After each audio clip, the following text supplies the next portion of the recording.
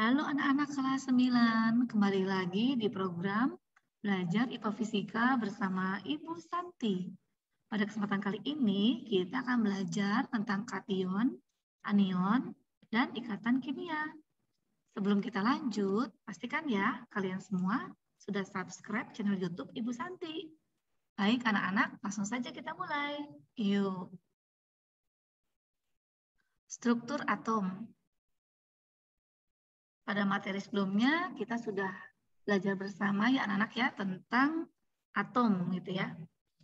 Dan dikatakan bahwa suatu atom tersusun dari inti atom yang terdiri dari proton dan neutron. Jadi ini anak-anak ada inti atom.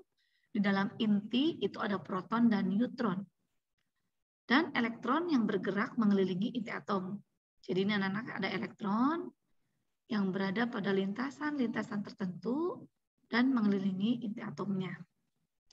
Atom netral adalah atom yang jumlah proton dan elektronnya sama banyak. Jadi seimbang ya anak-anak ya. Yang bermuatan positif dan negatifnya itu sama.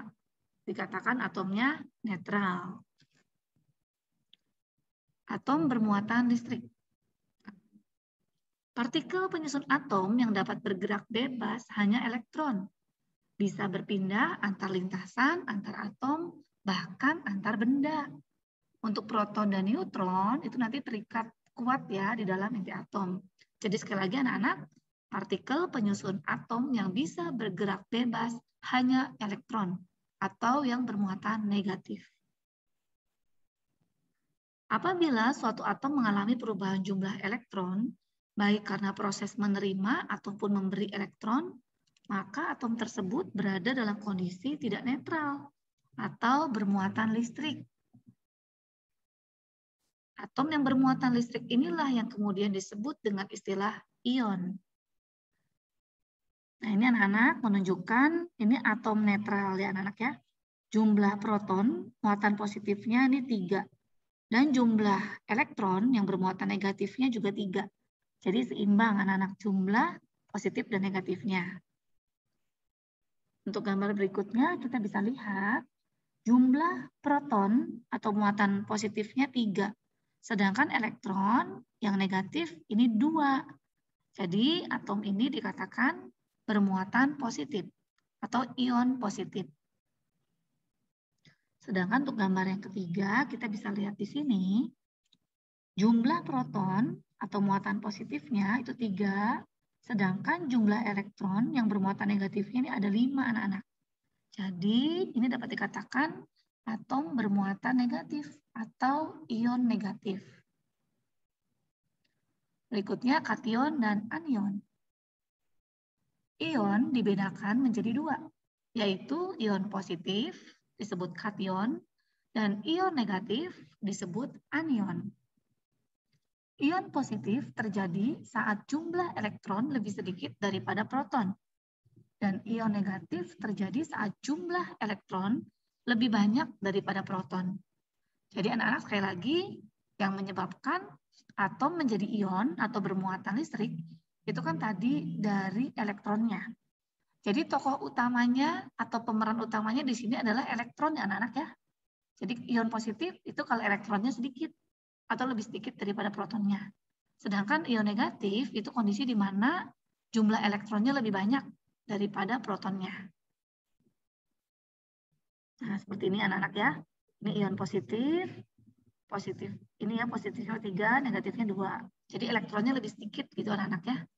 Dan yang ini atom negatif ketika jumlah elektron atau negatifnya lebih banyak daripada jumlah positifnya. Nah, untuk memudahkan kalian mengingat istilah ion positif dan ion negatif, di sini ya, ion positif itu kation.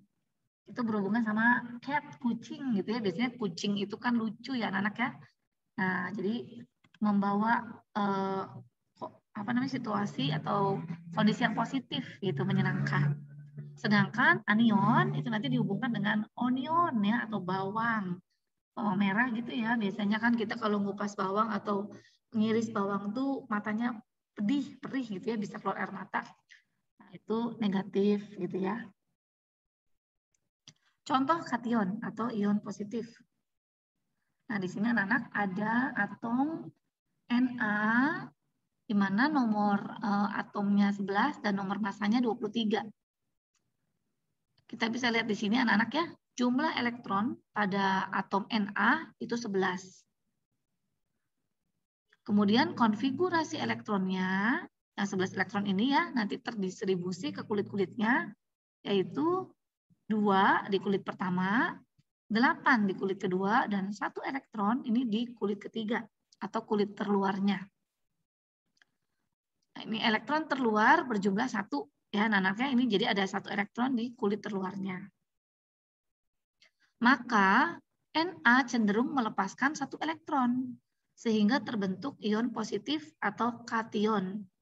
Jadi yang 1 elektron di kulit terluar ini anak-anak ya, nanti cenderung dilepaskan oleh atom Na ini.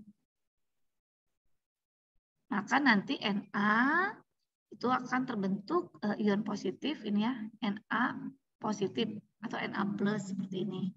Karena apa? Karena dia melepaskan 1 elektronnya. Nah, ini anak-anak kalian bisa lihat di sini ya. Ini ada atom Na. Dia terdiri dari 11 proton dan 11 elektron. Karena dia melepaskan 1 elektronnya pada kulit terluar gitu ya, maka nanti Na menjadi ion positif. Nah, ion positif dengan kondisi jumlah proton tetap yang anaknya 11 dan elektronnya sekarang berjumlah 10 anak-anak. Hanya memiliki 2 kulit, makanya ion positif ini ukurannya lebih kecil dibandingkan atomnya. Contoh berikutnya untuk Ca. Ini memiliki 20 elektron anak-anak. Konfigurasi elektronnya 2882. Berarti elektron terluar itu jumlahnya 2 ya. Jadi elektron yang berada pada kulit luarnya berjumlah 2. Nah, Ca juga cenderung melepaskan 2 elektron ini anak-anak. Sehingga nanti terbentuk ion positif atau kation. Nah, ini anak-anak ya. Nanti atom Ca itu cenderung melepaskan 2 elektron sehingga nanti membentuk ion positif Ca2 plus gitu ya. Nah, seperti ini. Ini kondisi netralnya anak-anak ya, atomnya nih. Dia memiliki 20 proton dan 20 elektron. Nah, agar kondisinya lebih stabil, atom Ca ini melepaskan 2 elektron. Nih anak-anak 2 elektronnya dilepaskan. Maka kondisinya sekarang menjadi Ca2 plus dengan 20 proton dan 18 elektron anak-anak. Karena tadi ya elektron terluarnya, yang ini nih anak-anak ya, di kulit terluarnya yang berjumlah 2 ini, itu dilepaskan anak-anak. Jadi untuk ion positifnya hanya memiliki 3 kulit ya anak-anak ya. Dan jumlah elektronnya hanya 18 elektron. Contoh anion atau ion negatif. Ini ada Cl anak-anak, jumlah elektronnya 17. Konfigurasi elektronnya 2, 8, 7. Nah, elektron terluar itu berjumlah 7 anak-anak ini ya. Jadi elektron yang berada di kulit luarnya itu ada 7 elektron. Oleh karena itu Cl cenderung menerima 1 elektron ya agar kondisinya stabil anak-anak ya. Sehingga terbentuk ion negatif atau anion. Nah, ini dia. Ini jadi Cl min atau Cl negatif anak-anak. Kita lihat di sini. Ini kondisi atomnya ya anak-anak ya. Terdiri dari 17 proton dan 17 elektron. Nah, agar atom Cl ini lebih stabil anak-anak ya, maka di kulit terluarnya yang semula berjumlah 7 itu harus terisi full, yaitu berjumlah 8. Jadi atom Cl-nya ini menerima 1 elektron anak-anak, nih ketambahan 1 elektron, supaya dia jadi stabil. Nah, tapi sekarang setelah dia menerima 1 elektron ini, Cl-nya menjadi ion ya, ion negatif atau anion Cl-min karena terdiri dari 17 proton dan 18 elektron. Jadi kelebihan elektron 1 anak-anak ya. Jadi Cl negatif 1 ini. Contoh yang lainnya untuk anion adalah oksigen ya. Jumlah elektronnya 8. Konfigurasi elektronnya 2, 6. Elektron terluar berjumlah 6 anak-anak.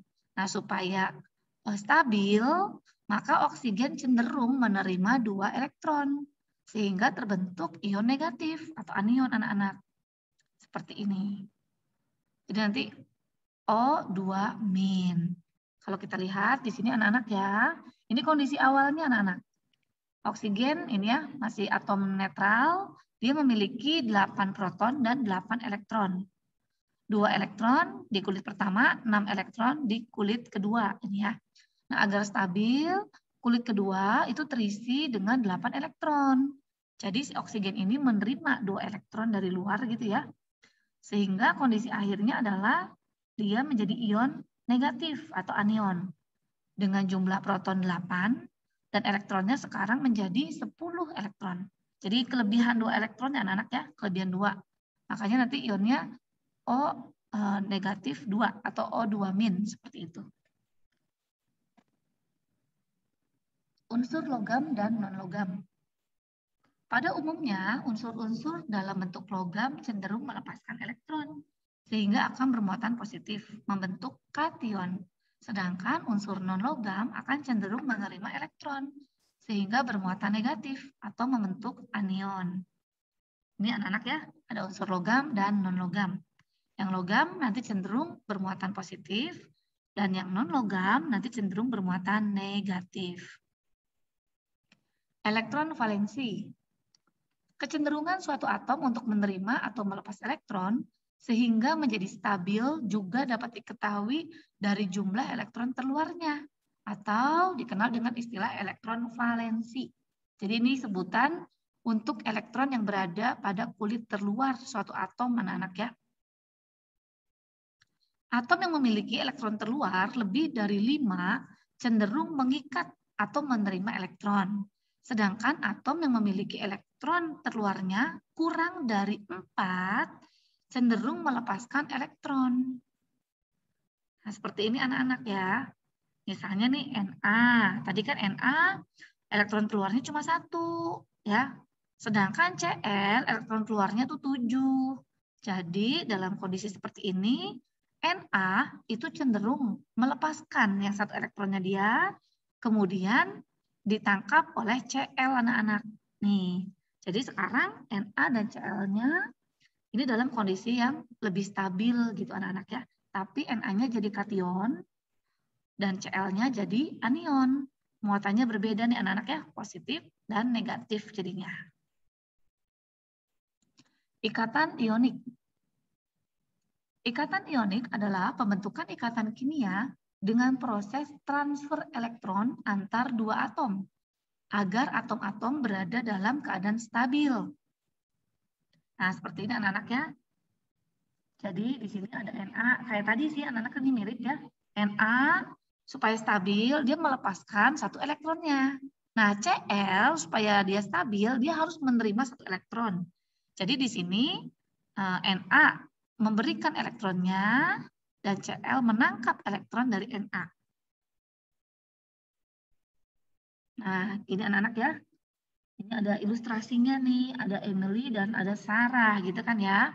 Kondisi awalnya Emily ini menggunakan jaket gitu ya atau mantel gitu. Tapi dia tidak nyaman anak-anak, dia merasa berkeringat gitu ya, gerah gitu. Nah, sedangkan temannya Sarah, ini kondisi awalnya dia nggak pakai jaket, dia nggak punya jaket gitu ya. Dan dia merasa kedinginan. Jadi ini kondisi awal ya anak-anak ya, sama-sama tidak nyaman ya. Si Emily-nya kegerahan menggunakan selimut, sedangkan Sarah kedinginan, tidak pakai selimut. Jadi ada solusi terbaik gitu anak-anak ya, yaitu Emily memberikan selimutnya ke Sarah.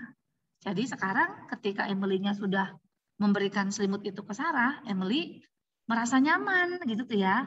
Dia tidak berkeringat lagi, dia tidak gerah lagi. Sedangkan si Sarah setelah menerima selimut dari Emily, dia merasa nyaman juga karena dia sekarang merasa hangat, tidak kedinginan. Nah, jadi ini anak-anak ya, ikatan ionik. Saling ada yang memberi, ada yang menerima elektron. Tujuannya supaya diperoleh kondisi akhir yang stabil atau nyaman anak-anak untuk kedua atom tersebut tentunya. Jadi nanti anak-anak ya untuk ikatan ionik akan terbentuk ion gitu ya. Karena kan ada serah terima elektron ya, yang memberikan jadi positif, yang menerima jadi negatif. Seperti itu anak-anak. Makanya ikatannya disebut sebagai ikatan ionik. Nah ini contoh ikatan ionik anak-anak. Contoh senyawa NaCl atau garam dapur dibentuk dari ion Na dan ion Cl. Ini ya ion Na plus dan Cl negatif. Seperti ini anak-anak ya. Jadi ini ada Na-nya positif, Cl-nya negatif. Karena berbeda jenis, maka nanti muncul gaya tarik-menarik anak-anak. Nah, ikatan yang terbentuk ini disebutnya ikatan ionik. Karena terbentuknya dari ion-ion ya, ion positif dan ion negatif. Seperti itu. Nah, ini animasinya anak-anak ya. Kita lihat. Nih, Na-nya melepaskan satu elektron ditangkap oleh Cl. Jadi Na-nya positif, Cl-nya negatif. Karena berbeda jenis, muncul gaya tarik-menarik. Tuh, seperti ini. Bisa ya anak-anak ya. Na memberikan satu elektron pada Cl. Akibatnya Na bermuatan positif dan Cl bermuatan negatif. Sehingga muncul gaya elektrostatis tarik-menarik. Ini sekali lagi yang disebut sebagai ikatan ionik. Nah, ini peranan ion. Minuman penyegar atau yang biasa disebut minuman isotonik mengandung beberapa jenis ion. Misalnya ada kalium ya, K+, kalsium Ca2+, magnesium Mg2+, dan klor Cl- gitu. Kegunaan mengkonsumsi minuman isotonik agar ion-ion dalam tubuh kita yang hilang akibat beraktivitas akan terganti oleh ion-ion yang ada dalam minuman isotonik tersebut. Sehingga tubuh menjadi lebih segar gitu ya, atau jadi segar kembali anak-anak. Nah ini contohnya ya, Bu Sandi bukan promo gitu. Jadi di tahun 2004-2005 minuman ion ini ya, yang populer itu baru Pocari Sweat anak-anak. Tapi mulai tahun 2006 sampai sekarang, wah apa sih banyak ya bermunculan merek-merek baru gitu ya, yang menawarkan ini minuman yang berion seperti itu anak-anak. Jadi lebih banyak pilihannya kalau sekarang. Ikatan kovalen. Ikatan kovalen adalah pembentukan ikatan kimia melalui penggunaan bersama elektron antar dua atom, agar atom-atom berada dalam keadaan stabil. Jadi tujuannya sama ya anak-anak ya. Ikatan ini terbentuk agar ada kondisi akhir yang nyaman atau stabil seperti itu. Nah ini anak-anak contohnya. Masih tentang Emily dan Sarah ya untuk ilustrasinya nih. Sekarang kondisi awalnya anak-anak Emily dan Sarah, mereka sama-sama kedinginan. Tapi selimut yang tersedia tuh cuma satu gitu loh anak-anak ya.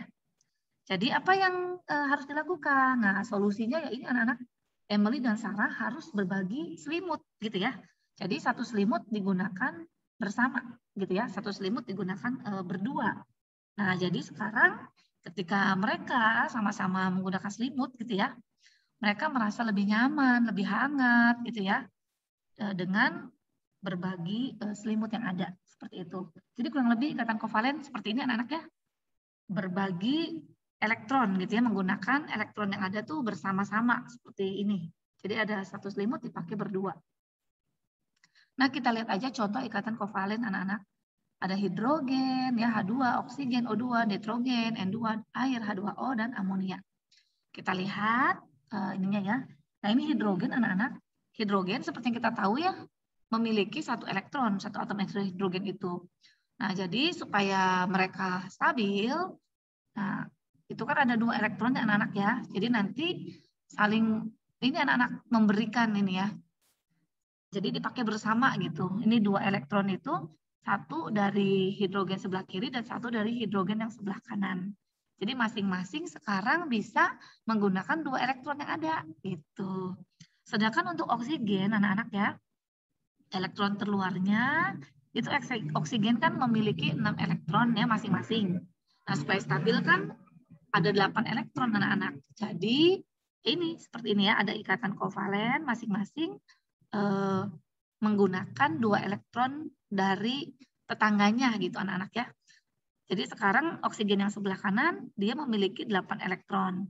1, 2, 3, 4, 5, 6, 7, 8. Begitu juga yang oksigen sebelah kanan ini ya anak-anak ya. Jadi masing-masing sekarang bisa menggunakan atau memiliki 8 elektron pada kulit terluarnya. Nah, ini untuk air juga ya anak-anak ya, kalian bisa lihat di sini. Jadi ini hidrogen, dia menggunakan 2 elektron. Hidrogen yang ini juga 2 elektron, dan oksigennya ini ada 8 elektron. Nah, kondisi seperti ini, mereka dalam kondisi yang stabil. Jadi saling memberikan gitu ya, saling bersama-sama gitu menggunakan elektronnya. Ini amonia NH3 juga sama anak-anak ya. Ini menggunakan elektron bersama-sama. Hidrogennya menggunakan 1 elektron punyanya N, ini yang berwarna merah. N-nya juga sama, dia menggunakan ini anak-anak ya, 3 elektron dari 3 atom hidrogen. Seperti itu. Beberapa jenis ikatan kovalen ditinjau dari pasangan elektron yang terbentuk, ya. Jadi ini ada pasangan-pasangannya anak-anak ya. Ada yang ikatan tunggal, ini seperti ini anak-anak ya. Jadi ini pasangannya cuma 1 pasang gitu anak-anak, 1 pasang elektron nih. Ini tunggal. Contohnya pada air H2O. Sedangkan ada ikatan double ya atau rangkap 2 anak-anak. Jadi ini ada 2 pasang elektron yang digunakan bersama. Ini anak-anaknya 2 pasang elektron nih. Nah, ini contohnya di karbon dioksida. Dan ada yang ikatannya triple atau 3 anak-anak, rangkap 3. Contohnya pada nitrogen. Ini kalau kalian lihat ya, nitrogen di sini ada 3 pasang elektron yang digunakan bersama. Jadi ini ada 3 rangkap. Nah, seperti ini anak-anak ya. Untuk materi kation, ion, dan ikatan kimia sudah selesai anak-anak. Semoga penjelasan dari Ibu dapat membantu proses belajar mandiri kalian ya dari rumah masing-masing. Dan kiranya penjelasan ini bisa diterima dengan baik ya oleh kalian. Oke anak-anak, Ibu akhiri penjelasan video kali ini. Sampai bertemu kembali di video selanjutnya. Dadah, Tuhan memberkati.